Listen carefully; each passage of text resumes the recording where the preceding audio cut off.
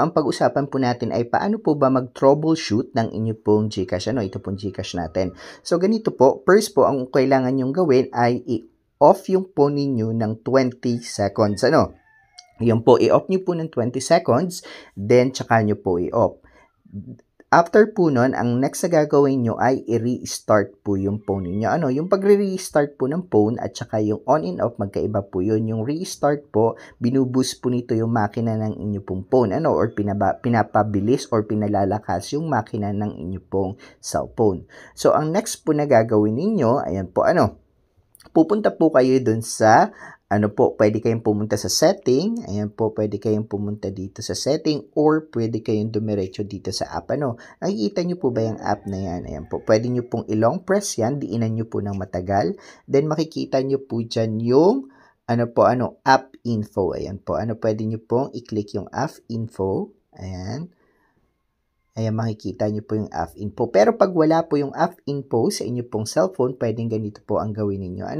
Pwede kayong dumiretso sa inyo pong setting. Ayan po, punta kayo dun sa setting ninyo. Hanapin natin yung setting natin dito.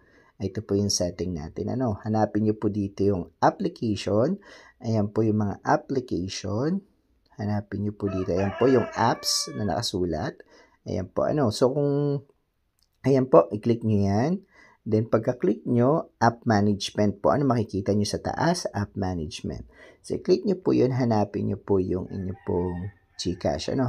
And, pag nakita nyo na po yung GCash, pindutin nyo yung GCash. Then, makikita nyo po dito, ayan, yung atin pong storage. I-click nyo po yung storage. Then, pwede nyo pong pindutin yung Clear Data and Clear Cache po.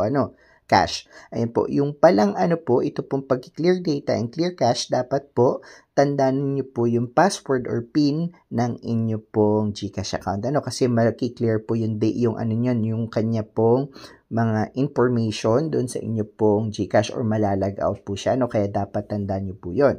So, pagkatapos po, inyong i-clear cache at clear data, pumunta kayo sa inyo pong pwede nyo pong gawin uli yung tinuro ko kanina. Pwede nyo pong gawin uli yung tinuro ko kanina na long press niyo yung inyo pong app. Ayan. Then, punta kayo dun sa sa app info. Ito po, sorry. Pwede nyo pong pindutin yung uninstall. Then, pagka-uninstall ninyo po, na-uninstall na ninyo, i-install po uli ninyo. So, pupunta po uli kayo sa inyo pong sa inyo naman pong Play Store. Ayan po sa Play Store, hanapin nyo po si GCash. Pwede, kung wala pong long press din pala yung inyo pong uninstall ng inyo pong GCash, pwede dito nyo pong i-uninstall.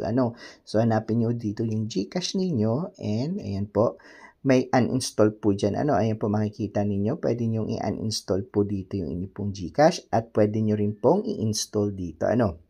Ayan po. So, tapos na po ninyong i-uninstall yung inyo pong GCash. Na-uninstall nyo na at na-install nyo na po uli. Ang gagawin nyo po uli ay i-restart po uli yung inyo pong phone.